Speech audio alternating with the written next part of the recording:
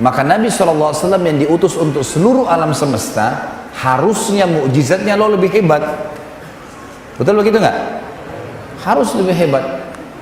Tapi kalau kita tanya sekarang muslimin, mungkin yang hadir di masjid sini pun, mukjizat Nabi yang anda ketahui apa? Rata-rata orang mengatakan Al-Quran. Ada yang lain nggak? Ada nggak yang bisa mengalahkan tongkatnya Nabi Musa? Ada nggak yang bisa mengalahkan doanya Nabi Nuh turun banjir seluruh dunia? Ada nggak yang bisa mengalahkan penyembuhan Nabi Isa terhadap orang tuli, orang buta? Teman-teman sekalian, pada malam ini saya akan sebutkan, ini pun masih sebagian kecil. Mukjizat Nabi SAW sangat banyak, lebih dari 100 bahkan disusun oleh para ulama, yang terlihat dengan mata kepala mengalahkan semua mukjizat Nabi-Nabi sebelumnya, termasuk bahkan mengalahkan banjirnya Nabi Nuh dari doanya alaihi salatu wassalam. Mukjizat Nabi SAW yang diberikan definisi oleh para ulama, mukjizat adalah syai'un khariqu anil 'ada, sesuatu yang melampaui kapasitas manusia biasa. Dibagi dua oleh para ulama. Ada yang berbentuk informasi, ada yang berbentuk sesuatu kejadian nyata yang terlihat oleh mata kepala orang-orang pada saat beliau masih hidup sallallahu alaihi wasallam. Kalau informasi teman-teman seperti kisah tentang umat-umat sebelum kita, kisah nabi-nabi diceritakan dalam Al-Quran, ini mukjizat juga karena kita tidak hadir pada saat itu. Nabi SAW dulu tidak hadir, diberitakan melalui wahyu. Informasi tentang kejadian yang terjadi di zaman beliau dan informasi yang terjadi nanti di akhir zaman, seperti tanda-tanda hari kiamat yang satu persatu terbukti kebenarannya semua. Ini dalam bentuk informasi. Nanti akan saya berikan contohnya tentunya. Yang kedua teman-teman, sesuatu yang kelihatan dengan mata kepala, seperti pembelahan bulan dengan jari telunjuk beliau sallallahu alaihi wasallam yang mulia. Kemudian menurunkan hujan dan membubarkan awan sehingga hujannya berhenti. Penyembuhan penyakit yang mustahil sembuh di mata manusia. Dan segala macam hal yang akan kita paparkan nanti, yang akan kita buktikan ternyata memang mukjizat baginda Nabi SAW di atas mukjizat para nabi-nabi sebelumnya, sebagaimana beliau pemimpin para nabi-nabi dan rasul. Dan beliau mengatakan dalam sebuah hadis sahih, surga diharamkan untuk nabi-nabi sebelumku, sebelum aku masuk, dan diharamkan untuk umat-umat sebelum umatku masuk. Ini sebuah karunia yang luar biasa. Baik teman-teman sekalian, kita akan masuk sekarang ke informasi. Contoh, sebenarnya sudah cukup tadi saya bilang, informasi umat sebelum kita, informasi yang terjadi zaman Nabi SAW, informasi yang akan datang. Kita sudah bisa pahami kurang lebih seperti itulah. Tapi ada riwayat Bukhari yang ingin saya kritik di sini, tanda kutip, bukan dikritik ya, dikritik supaya antum bisa faham. Karena riwayat seperti ini kadang-kadang tidak dibaca oleh sebagian orang, kadang-kadang mungkin dilewatin begitu saja hadisnya. Tapi ini adalah mukjizat Nabi SAW. Misal contoh, kisah tentang informasi apa yang akan terjadi nanti, tapi di zaman Nabi SAW, dan terjadi langsung. Kisah disebutkan dalam Bukhari tentang persahabatan dua orang, satu muslim, satu kafir. Yang muslim ini sahabat Nabi yang mulia, Sa'ad bin Mu'adz radhiyallahu anhu.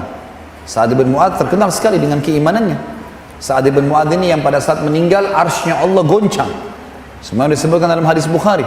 Pimpinan orang-orang Ansar. Sa'ad bin Mu'adz teman-teman bersahabat dekat dengan Umayyah bin Khalaf. Umayyah bin Khalaf pimpinan Quraisy, orang yang sangat kufur kepada Allah dan Rasulnya. Teman-teman sekalian, dua orang ini bersahabat dari sebelum Islam.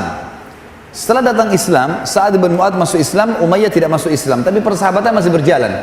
Waktu seluruh muslimin sudah diusir dari Mekah, tidak ada lagi tertinggal umat Islam pada saat itu, kecuali orang-orang yang baru mau masuk Islam. Maka yang terjadi teman-teman sekalian, Sa'ad bin Mu'adz mengadakan perjalanan perniagaan, kemudian melewati Mekah. Di pinggir gerbang Mekah, dia mengirim surat kepada Umayyah bin Khalaf di dalam, "Hai Umayyah, saya kebetulan lewat Mekah dan saya ingin menjadi tamu untuk di rumahmu. Apa kau menerimahku? Kau berikan jaminan?" Kata Umayyah, "Tentu saja." Dikirimlah surat, dikirimlah beberapa pasukannya. Umayyah ini punya 300 personel perang yang sering dipakai oleh Quraisy. Dia pimpinan. Setelah Abu Jahal, Umayyah bin Khalaf ini pimpinan Mekah. Kalau Abu Jahal itu adalah rajanya Mekah, maka Umayyah ini kayak wakil gitu. Yang terjadi teman-teman sekalian, disambutlah Sa'ad bin Mu'adz, kemudian masuk Mekah, tidak ada yang berani ganggu karena ini tokoh Mekah yang menjaminnya.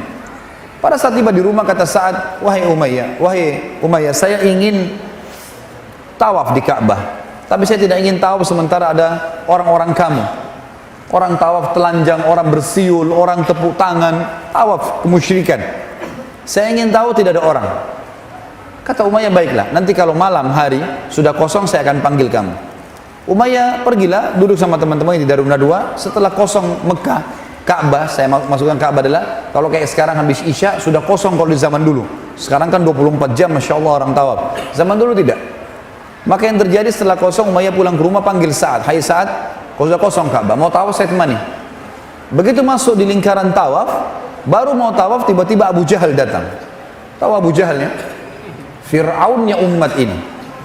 Nabi SAW mengatakan Abu Jahal Fir'aunnya umat ini. Abu Jahal ini teman-teman julukannya dia di Mekah Abu Hakam. Abul Hakam. Hakam itu maksudnya bijaksana, cerdas sekali orangnya, sampai diangkat menjadi raja. Tapi kenapa Nabi kasih julukan Abu Jahal? Ini orang super goblok ya. Kenapa dikasih julukan seperti itu? Ada kisahnya. Abu Jahal ini setiap hari dia sama Abu Sufyan, sama satu lagi temannya, 3 orang ini selalu dengar Al-Quran di rumah Nabi diam-diam kalau malam hari. Mereka pas sudah tiba waktu subuh, mereka pulang, ketemu 3 orang ini. Lalu saling bertanya, kenapa? Ngapain kau di sini? Habis dengar ayatnya, ayat Quran yang dibaca Muhammad. Semua ngaku sama. Janjian, besok jangan diulangi lagi ya. Kalau orang-orang Mekah tahu, nanti mereka akan masuk Islam nih. Sepakat, besok malam 3-3-nya ulangi lagi. Karena berpikir temannya tidak akan kembali, saking penasarannya dengan Al-Quran. Subuh ketemu lagi, janjian lagi nggak ulangi. Hari ketiga terulang hal yang sama. Waktu sudah hari ketiga, maka salah seorang dari mereka berkata, sungguh kita ini bukan anak kecil, ini kepala suku semua, nggak mungkin kita datang mendengar kecuali sesuatu. Lalu dia tanya kepada Abu Sufyan, bagaimana pendapatmu hai Abu Sufyan? Dia bilang yang Muhammad baca semuanya memiliki makna dan hikmah. Ada yang saya ngerti, ada yang saya tidak mengerti, tapi kayaknya benar. Orang ini bilang juga, ya saya juga berkeyakinan begitu. Ayo kita tanya Abu Hakam. Abu Jahal waktu itu kebetulan pimpinan Mekah. Didatangilah. Begitu datang ke rumahnya, mereka tanya, wahai Abu Hakam, kita bukan anak kecil, pimpinan suku. 3 hari betul-betul kita janjian. Aib bagi orang-orang suku Quraisy waktu itu kalau janji kemudian ingkari janji. Kita sudah ingkari 3 hari. Semua itu karena kita penasaran dengan apa yang dibaca oleh Muhammad. Kalau begitu, bagaimana pendapatmu tentang agamanya?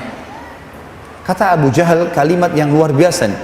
Dia tundukkan kepalanya, lalu dia angkat kepalanya, lalu dia mengatakan apa? Saya tahu apa yang diucapkan oleh Muhammad benar. Benar. Kata Abu Sufyan, lalu kenapa kau tidak beriman? Kau raja kami, kalau kau beriman, kami semua beriman. Apa kata Abu Jahal? Ini teman-teman bahaya sekali. Fanatisme terhadap suku, terhadap harta, jabatan bisa menggelapkan matanya orang. Itulah terjadi pada Abu Jahal. Dia mengatakan apa? Sesungguhnya dari dulu sukunya Muhammad dengan sukuku bersaing. Kalau mereka memberikan makan minum jemaah haji, kami juga memberikan makan dan minum jemaah haji. Kalau sukunya membela Mekah, sukuku juga membela Mekah. Sehari mereka, sehari kami. Maksudnya sama-sama bersaing nih. Sekarang di sukunya Muhammad keluar nabi, sukuku nggak ada nabinya. Kalau saya beriman pada Muhammad berarti sukuku kalah. Demi Allah saya tidak mau beriman selamanya. Maka gara-gara kejadian itu kata Nabi SAW, gelarkan dia Abu Jahal, dan dia pimpinan, dan dia Fir'aunnya umat ini. Kalau zaman Nabi Musa ada Fir'aun, maka ini Fir'aunnya umat ini. Abu Jahal teman-teman, Abu Jahal pada saat itu menemui Sa'ad bin Mu'adz. Kita kembali ke kisah kita dengan Umayyah bin Khalaf yang baru mau tawaf. Abu Jahal lalu tanya, waktu itu dia raja Mekah, wahai Umayyah, siapa di sebelahmu ini?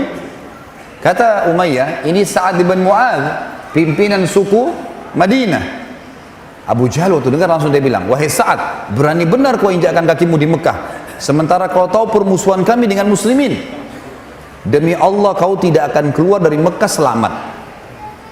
Sa'ad bin Mu'adz adalah kepala suku, terkenal pemberani, dan beliau mati syahid pada saat terjadi perang Ahzab, dan beliau lah yang mengambil keputusan 700 pasukan perangnya Quraidah dibunuh semuanya. Pemberani yang luar biasa Sa'ad. Kata Sa'ad, wahai Abu Jahal, kau tidak akan bisa menyentuhku karena aku akan melawan. Kau mati atau aku mati. Kalaupun kau berhasil membunuhku, maka sukuku tidak akan membiarkanmu. Sukunya namanya Aus di Madinah. Karena Ansar dulu ada Aus dan Khazraj. Suku Aus. Sukuku Aus tidak akan membiarkanmu. Maka kata Abu Jahal, enggak masalah. Pokoknya saya tidak akan peduli. Saya tidak akan membiarkan kau keluar. Umayyah bin Khalaf bingung. Di depannya ada Sa'ad bin Mu'adz, sahabatnya tapi muslim. Di sebelahnya juga ada sahabatnya Abu Jahal, tapi kafir. Tiba-tiba dalam riwayat Bukhari dikatakan jiwanya condong kepada Abu Jahal. Dia mengatakan, wahai